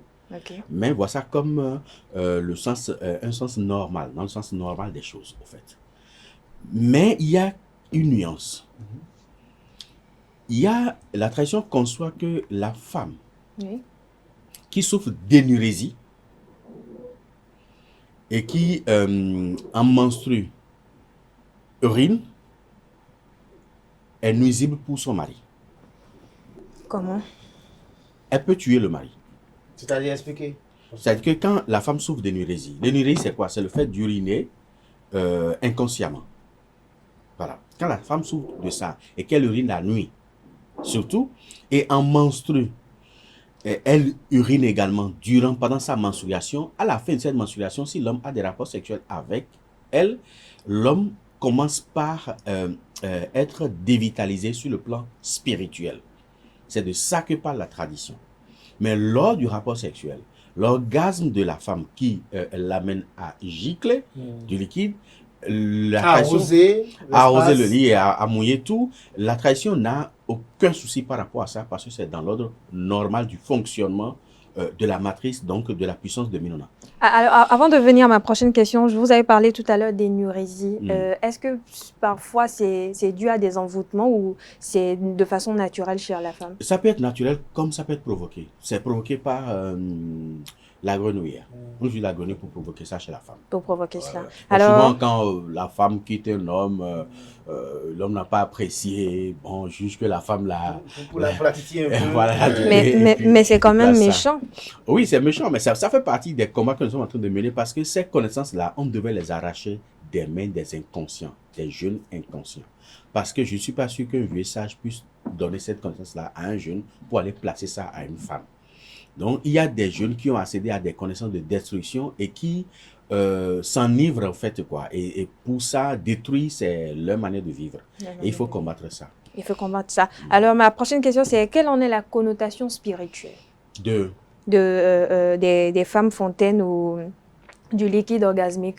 Non, la connotation spirituelle, spirituellement parlant, je ne pense pas qu'il y ait une forte connotation.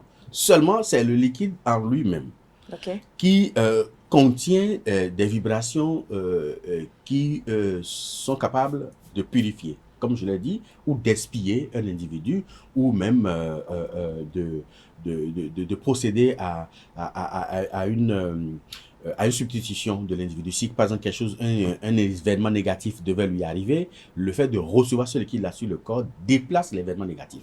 Quel est le lien entre le sexe de la femme et la divinité Minona? C'est la même chose. C'est-à-dire le sexe de la femme et la divinité Minona. Il n'y a pas autre chose. Quand on dit Minona là, ce n'est que ça. Mais pour donc c'est la densification, la déification de ça, la sanctification du vagin qui est Minona. Minona. Ouais, c'est tout. Donc ça veut dire que quelqu'un qui a des rapports sexuels fréquents, un adepte de Minona, c'est ça? Non, ça je ne saurais pas le dire. mais comment vous expliquez cela? Lorsqu'on dit que la divinité Minona, son archétype, si on peut le dire ainsi. Son archétype, c'est le sexe de la femme. C'est le sexe de la femme. Oui. Alors, si son archétype est le sexe de la femme, et qu'on a par exemple un homme qui par semaine au moins fait 5 à 6 rapports sexuels par semaine, alors quels sont ses rapports avec ces divinités? Ces rapports avec cette divinité, sur le plan supra, c'est qu'il est en communion permanente avec la divinité, on peut l'exprimer ici. Parce que un rapport sexuel, avant que cela ne puisse, je dirais, être dissipé complètement chez l'homme, c'est qu'il faut mettre au moins une semaine à 10 jours.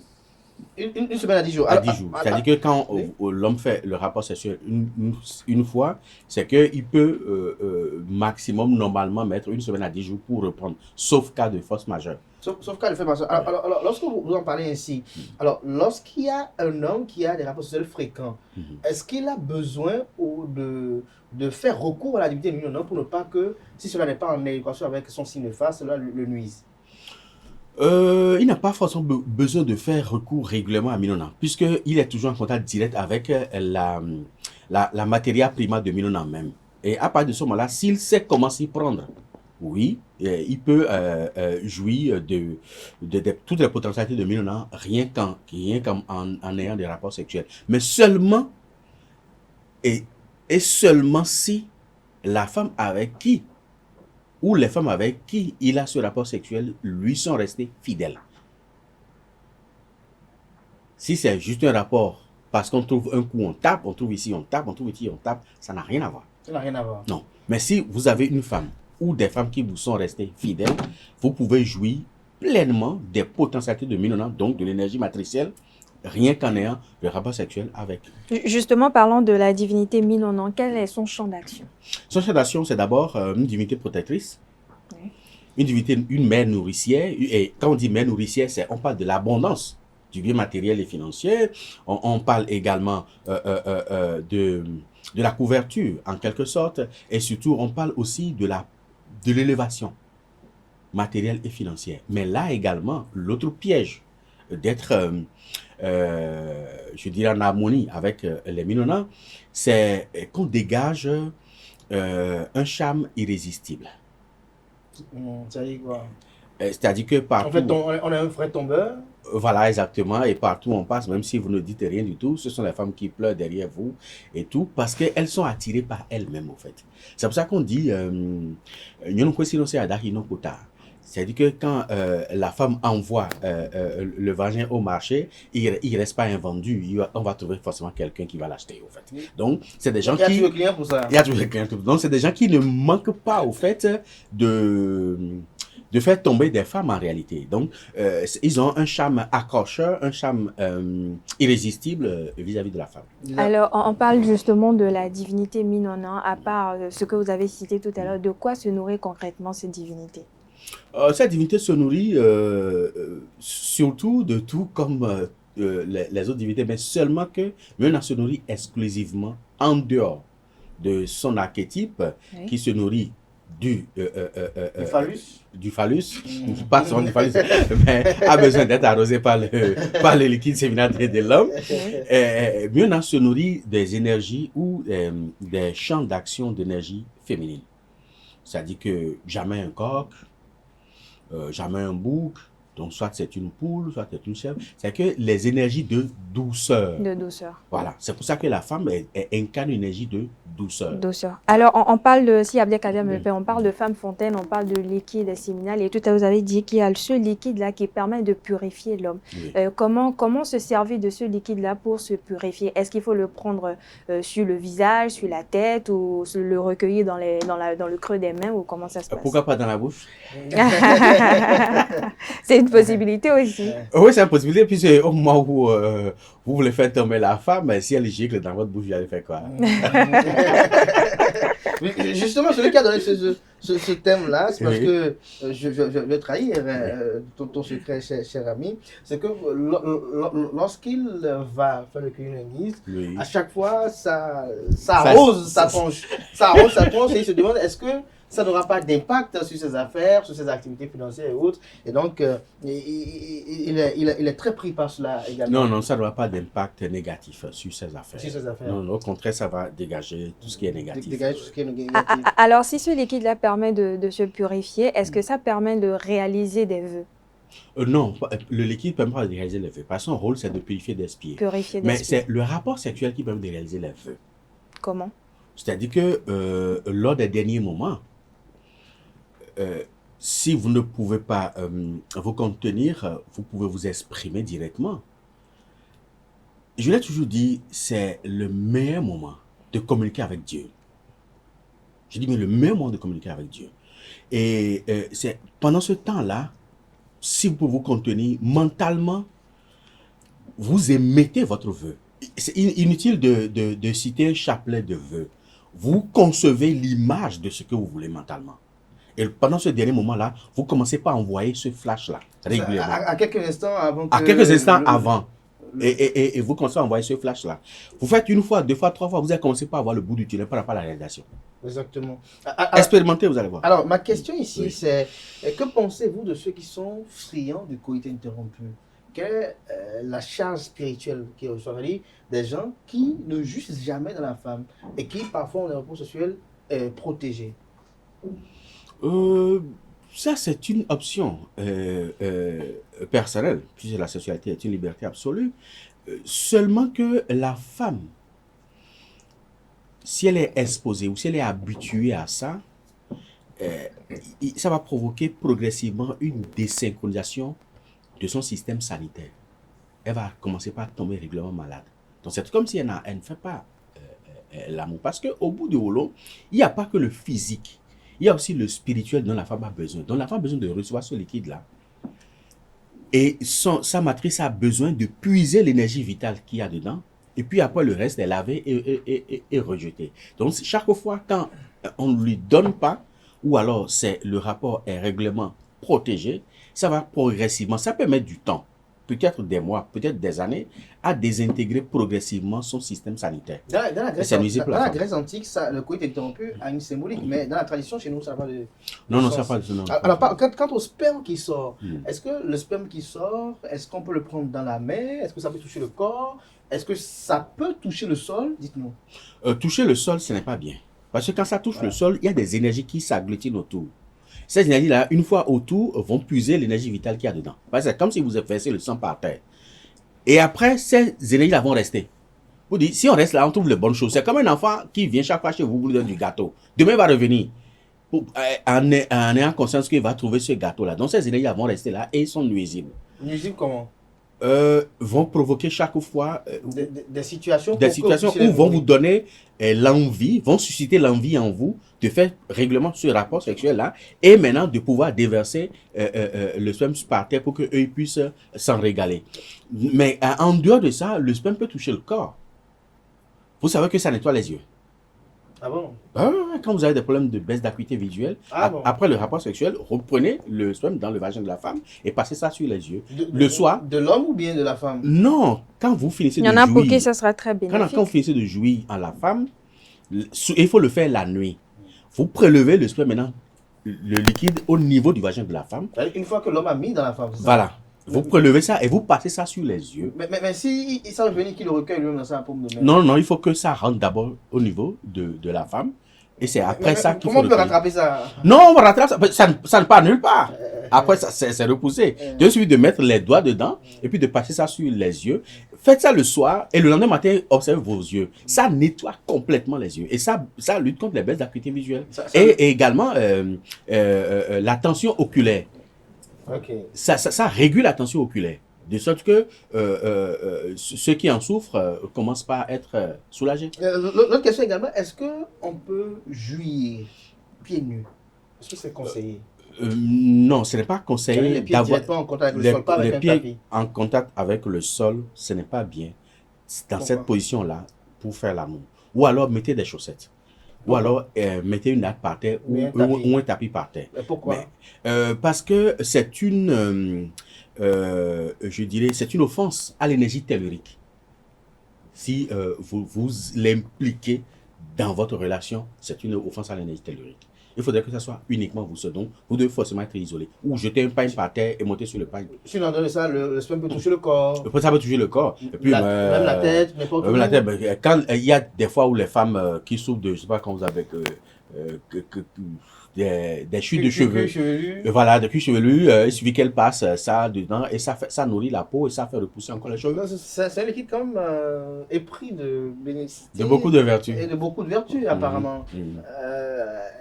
On a quand même reçu beaucoup de leçons ce matin, n'est-ce pas, Tifa Olafa? Bien sûr. Beaucoup de leçons, je dirais même. Beaucoup de leçons, ouais. on dira. Alors, pour conclure cet entretien, je vais quand même vous poser encore quelques petites questions qui sont également des questions qui sont posées par certains. Quelqu'un dit, lorsque vous avez quelqu'un qui veut vous faire des prières devant la case des ancêtres, à Saint-Roch, comme on le dit, oui. Est-ce qu'il faut refuser?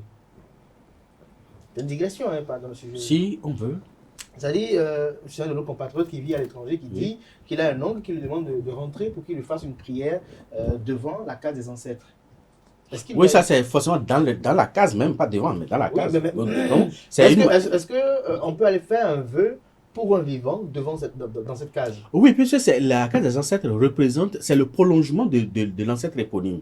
Et c'est un égrégore délocalisé. Puisque le grand égrégore familial, c'est au niveau de Tokyo, donc de l'ancêtre éponyme, et la case des ancêtres au niveau de la famille est l'égrégore décentralisé. Et on peut aller là pour faire, puisque le rôle des ancêtres, c'est de protéger les individus, de protéger leur progéniture. Donc s'il est fait par de la famille, c'est normal, mais il n'a pas besoin forcément de descendre. Même de loin, il peut envoyer le nécessaire et on peut aller lui faire les libations là. Les libations là. Ouais. Merci à vous, David Kofi Azar, merci pour ce numéro d'émission très intéressant, n'est-ce pas, Tifa Lafa? Tout à fait. Très intéressant, très bénéfique. Je crois que ce soit au niveau de la technique, de la régie et autres, beaucoup ont eu quand même quelques petites astuces. Et vous aussi, je suppose. Merci à vous, chers amis internautes, sans lesquels nous ne sommes rien. Merci à vous qui cherchez de réagir à travers les différentes réalisations. C'est cela qui nous donne beaucoup plus de boom d'effectuer ce sacrifice tous les mercredis pour parler avec le professeur David Kofi Aza, qui est prêtre de foi, président du Conseil national des cultes endogènes, également grand maître de l'authentique universel hors de la Reine-Mère. Merci à vous, portez-vous bien. Belle suite de programme sur ESAE TV. On se retrouve demain pour la une des journaux. Jusque-là, portez-vous bien et belle suite de programme sur ESAE TV.